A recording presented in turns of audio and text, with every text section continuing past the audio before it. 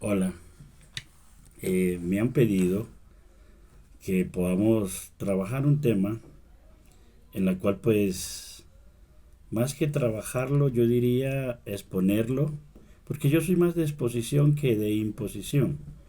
Pero por ejemplo hoy que se está cuestionando los valores, se está cuestionando lo establecido, ya se está cuestionando muchas cosas y esta gente o estas personas que hacen este tipo de cuestionamientos son ideólogos que piensan, que analizan y de alguna manera pues trastornan, yo diría.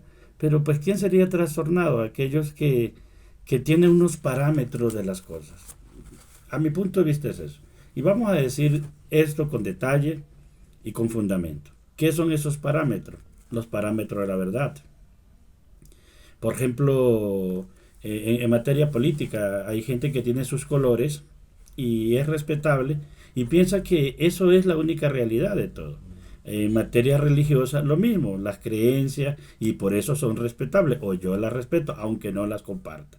Por ejemplo, el cristianismo católico considera que la única iglesia verdadera son ellos y cuando uno va a la historia y se da cuenta que el cristianismo católico fue creado prácticamente con el concilio de Nicea, ¿sí? Hablando desde ese punto, entonces uno dice, pero ¿qué se la dan? O desconocen la historia o no conocen sus orígenes, ¿ves? El cristianismo evangélico se pelea en ese orden de idea de una famosa sucesión apostólica que los apóstoles supuestamente le dieron la sucesión y que ellos son la sucesión apostólica. Es una discusión teológica. Pero cuando uno se da cuenta que realmente el cristianismo protestante evangélico históricamente aparece en escena con el movimiento de las reformas acá, de la Edad Media hacia adelante, 1500 algo, específicamente existieron ante Martín Lutero, ya hay unos conatos de reforma, unos reformistas como Juan Hus, como hay muchos reformistas que podemos citarlo con detalle, pero ellos creen y hacen creer y dicen que ellos son la sucesión apostólica.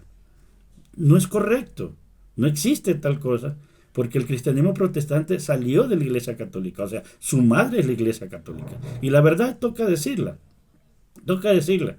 ¿Y por qué toca decirla? Porque es real. Ahora, estoy refiriéndome a las organizaciones.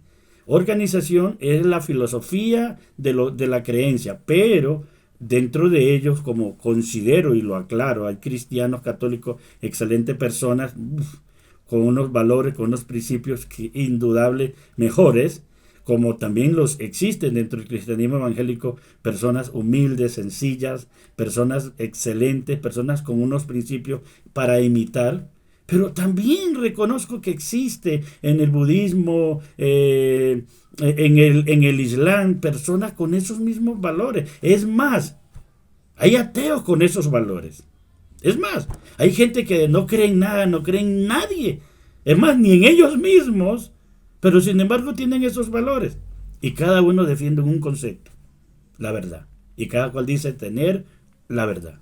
En ese orden de ideas, la verdad es relativa. ¿Ves?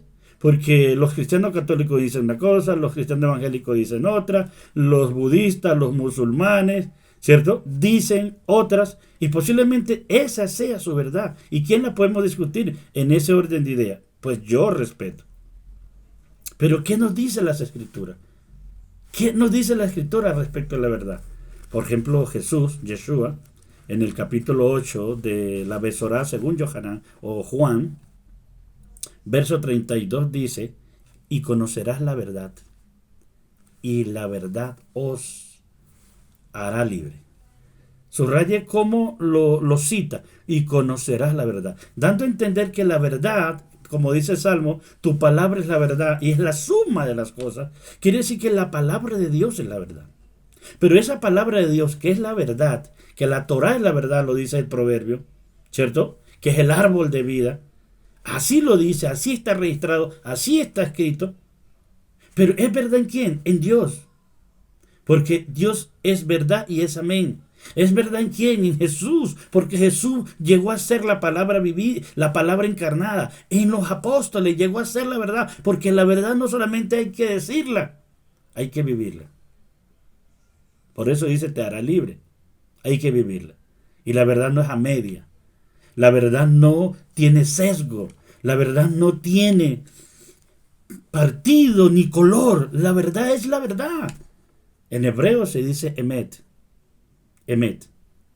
Y hay un interesante porque las letras hebreas son números y dentro de la gematría de la emet sale otras palabras, otra raíz.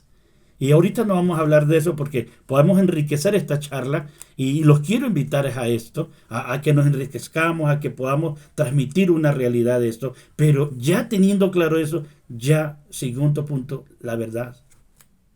La verdad, entonces, ¿qué queda? La verdad es lo que yo digo, la verdad es la que tú dices, la verdad hay que creerla a ciegas o lo que consideramos como verdad, que es la palabra de Dios, hay que vivirla, hay que encarnarla. Y ahí sí cambiaría todo. ¿Por qué cambiaría todo?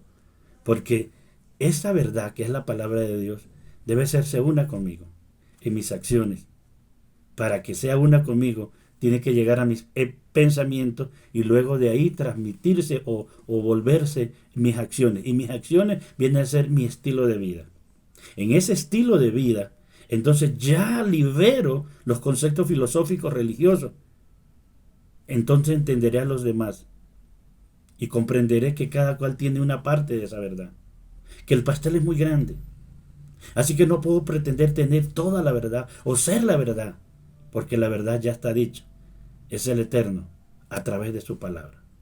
Y como Yahoshua llegó a ser la palabra viviente o la Torah viviente o se encarnó la palabra en él, entonces él es la verdad. Y es una verdad absoluta. Aunque yo sé que se cuestiona el concepto de lo relativo y lo absoluto, pero para mí sí hay unas verdades absolutas. Y la verdad absoluta está en lo que tú realmente vives. Por ejemplo, el amor es una verdad absoluta. El perdón es una verdad absoluta. Eso no es relativo. ¿Ves?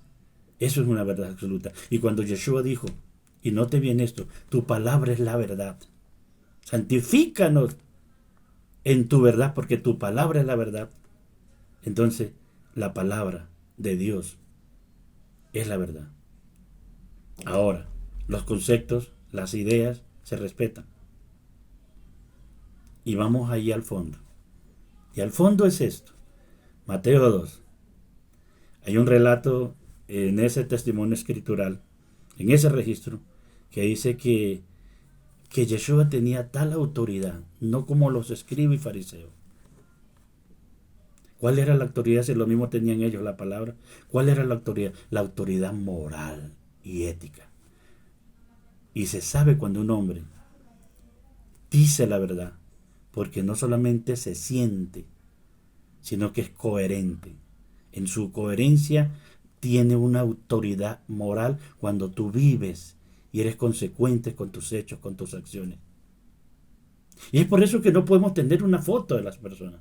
Ah, pero usted falló, pero usted ha venido fallando. Sí, eso es una foto de mi vida. Pero mi presente es diferente. Mi presente es diferente. Y mi futuro depende más de mi presente. Y voy a ser uno con la palabra para determinar mi futuro. Porque mi futuro lo estoy construyendo. Porque mi futuro lo estoy haciendo. Y tú también puedes hacerlo. No importa lo que no hiciste o dejaste de ser. ¿Ves? Pero en este presente, haz que el pasado quede atrás y cámbialo. Y proyéctate a que tu futuro sea distinto, sea mejor. ¿Y cómo el futuro es mejor? Cuando tú cambias en el presente. Entonces esa verdad que estaba en Dios, que pasó a Jesús, a Yeshua, ahora está en ti, sé consecuente con ella. Y esa verdad es la palabra de Dios, que es la suma de todo. Bendiciones. Que el Todopoderoso me le bendiga. Si estas palabras están llegando, están edificando tu vida, suscríbete al canal. Llégate a él. Que te llegue esta información, que te llegue esta palabra, que te llegue esta revolución. Porque estamos ahora No solamente en una evolución, sino que vamos a proyectar una revolución para conectarnos con la fuente. Y la fuente es Dios. Shalom.